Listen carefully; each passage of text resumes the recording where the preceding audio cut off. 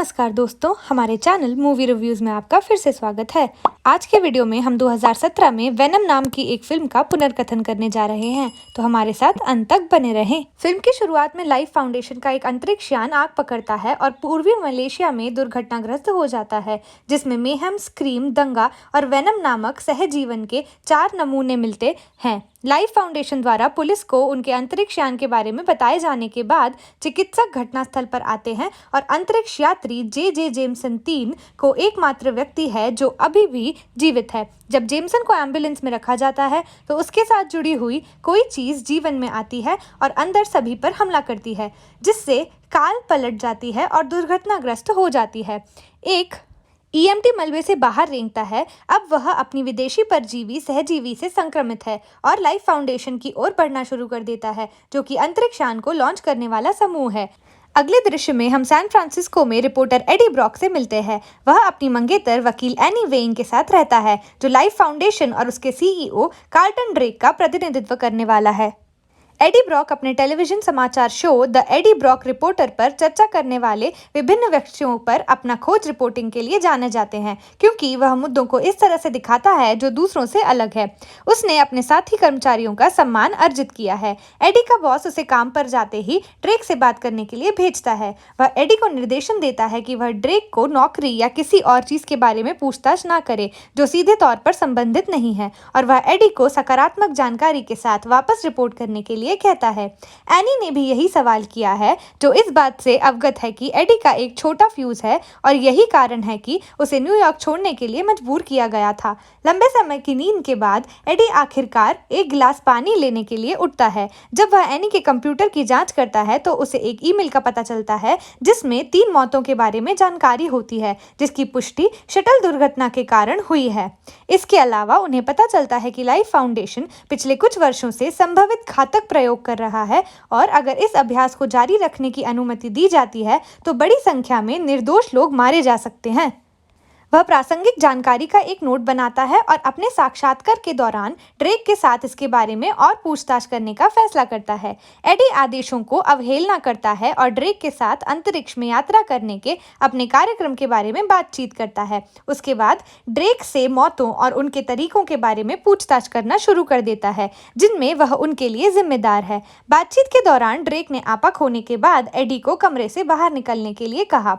उसके बाद एडी अपने बॉस के बारे में बताता है। उसका बॉस है जो ड्रेक से डरता है। एडी की बातों के कारण एडी को निकाल देता है। एडी की लापरवाही के प्रत्यक्ष परिणाम के रूप में एनी अपनी नौकरी खो देती है, जिसके परिणाम स्वरूप अंततः एडी और एनी का रिश्ता टूट जाता है। मलेशिया लौटने के बाद ईएमटी खुद को एक स्थानीय बाजार में पाता है, जहां वह तुरंत ईल का उपभोग करने के लिए राजी होता है।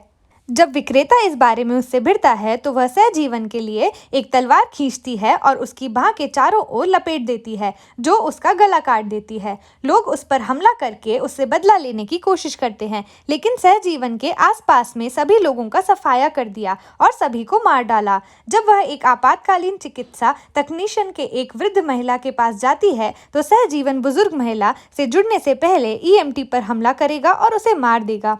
6 महीने की अवधि के बाद सहजीवन पर अपने चाल चलन रहे शोध के हिस्से में रूप में ड्रेक बेघर लोगों की परीक्षा करने के लिए एक बैटरी के माध्यम से डाला रहा है। वह इस सहायक के व्यक्ति के साथ बातचीत करने का दिखावा करता है ताकि यह आभास हो सके कि वह अन्य लोगों के लाभ के लिए बहुत ही महत्वपूर्ण मिशन शुरू करने वाला है। ड्रेक एसहाक के कमरे में एक सहजीवन भेजता है और उसे एसहाक के शरीर पर नियंत्रण करने देता है। फाउंडेशन के कर्मचारी यह सब देख रहे हैं, जिनमें डॉक्टर डोरा स्किर्द भी शामिल है, जो इस कृत्य से डरी हुई लगती है। एसहाक थोड़ी देर के लिए ठीक लगता है, लेकिन फिर वह कांपने लगता है और सहजीवी उसकी आंखों को खाकर अपने मृत शरीर को छोड़ देता है। दूसरी ओर एडी ने अपनी नौकरी खो दी है और अब सैन फ्रांसिस्को में एक छोटे गंदे अपार्टमेंट में अकेला रह रहा है। वह एक स्थानीय स्टोर में जाता है, जहां उसकी मुलाकात क्लर्क श्रीमती चैन से होती है। एडी देखता है कि वह ठग हमेशा श्रीमती चैन के पैसे चुरा रहा है, लेकिन वह इसके बारे में कुछ कर नहीं सकता क्योंकि चोर हथियारों से लैस है। लाइफ फाउंडेशन के वैज्ञानिक डॉक्टर डोरा स्क्रेथ एडी से संपर्क करते हैं, जो लोगों पर ड्रेक के प्रयोगों से परेशान है। वह एडी से ड्रेक को खोजने की मदद करने के लिए विनती करती है, लेकिन वह नहीं कहता है क्योंकि उसे अब इस बात की परवाह नहीं है कि लोगों के साथ क्या हो रहा है। बाद में एडी उसे देखने के लिए एनी के अपार्टमेंट में जाता है, लेकिन वह अपने नए प्रेमी डॉक्टर डैन लुइस के साथ डेट से अभी वापस आई है। एडी एनी को बताता है कि वह उसे याद करता है और ड्रेक को दोषी ठहराता है कि उसके साथ क्या हुआ जब वे अकेले थे। एनी उसे बताती है कि वह वही है जिसने रॉक बॉटम मारा है और ड्रेक से कुछ बहुत ही दिलचस्प सवाल पूछे हैं। एडी फिर स्किर्थ को उसके साथ ले जाने के लिए मिशन पर आने के लिए हाँ कहता है। स्किर्थ एडी को लाइफ फाउंडेशन के मुख्य कार्यालय में ले जाता है और उसे वहां लाता है। एडी इस बात की तस्वीर लेता है कि सहजीवी के शिकार उनके मारे जाने के बाद किस तरह से देखभाल करते हैं। एडी की मारिया नाम की एक बेघर महिला से दोस्ती होती है, जो उन लोगों में से एक है जो वहां जानते हैं और अभी भी जीवित हैं। वह उसे अपनी जेल से बाहर निकालने की कोशिश करता है, लेकिन मारिया उस पर हमला कर देती है। फिर उसके शरीर में सहजीवी एडी को पकड़ लेता है, जिससे वह भाग जाता है।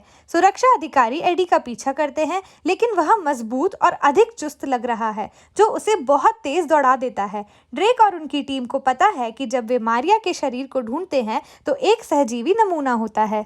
ड्रेक को अंत में पता चलता है कि एडी को बिना उसकी जानकारी के स्किर्थ द्वारा नींव में लाया गया था। ड्रेक ने स्किर्थ को यह कहने के लिए कहा कि वह एडी शामिल था और फिर वह उसे एक सेल से रखता है जहां उसके अन्य सहजीवी द्वारा मार दिया जाता है। ड्रेक तब एडी को खोजने के लिए रोलांड स्ट्रीट्स पे नेतृत्व के लिए किराए की एक बंदूक का समूह भेजता है। घर पर एडी को अजीब लक्षण मिलने लग जाते हैं जब वह अजीब चीजें देखना चाहता है, जैसे जमे हुए टैरो कार्ड और सड़ा हुआ मांस। उसे बुखार भी है और वह उल्टी करना शुरू कर देता है। एक धीमी गुस्से वाली आवाज भी उससे बात करने लग जाती है।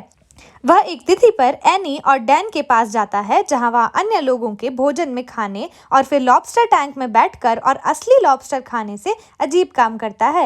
एनी और डैन सोचते हैं कि उन्हें एडी की मदद करने की जरूरत है। बाद में डैन एडी को एक MRI देता है, लेकिन परीक्षण की आवृत्ति एडी के सर को भयानक लगती है, इसलिए डैन परीक्षण रोक देता है और एडी को सुरक्षित रूप से घर वापस आने के लिए कहता है। एडी अपने अपार्टमेंट में फिर से दर्द में है क्योंकि उसका पड़ोसी उसका संगीत बहुत जोर से बजाता है।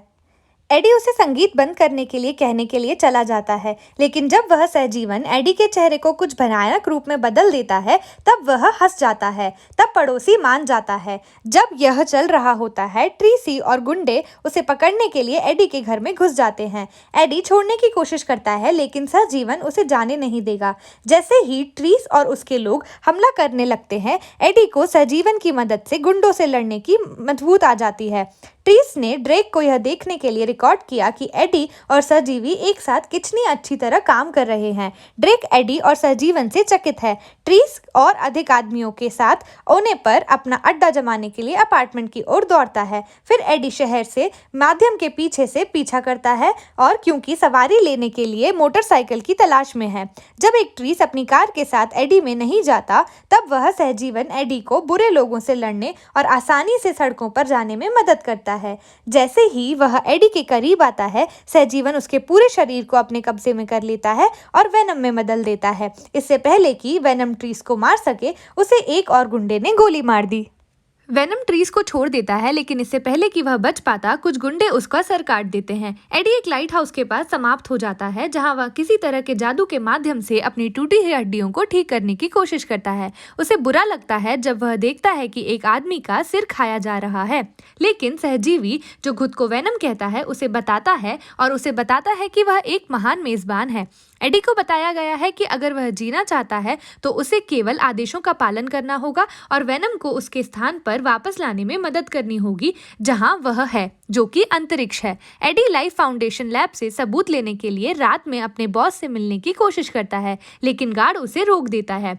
एडी को उस इमारत के शीर्ष पर पहुंचने के लिए वेनम की मदद की जरूरत है, जो वहां काम करता था ताकि वह ड्रैक के अपराधों को अपने पुराने मालिक को दिखा सके। जब वह जेट उतारता है तो सहजीवन की आवृत्ति गड़बड़ हो जाती है। एडी लगभग छत से गिर जाता है, लेकिन वेनम उसे समय पर पकड़ लेता है। सबूत छोड़ने के बाद एडी भागने की कोशिश करता है, लेकिन व्यापारी अभी भी उसके पीछे हैं।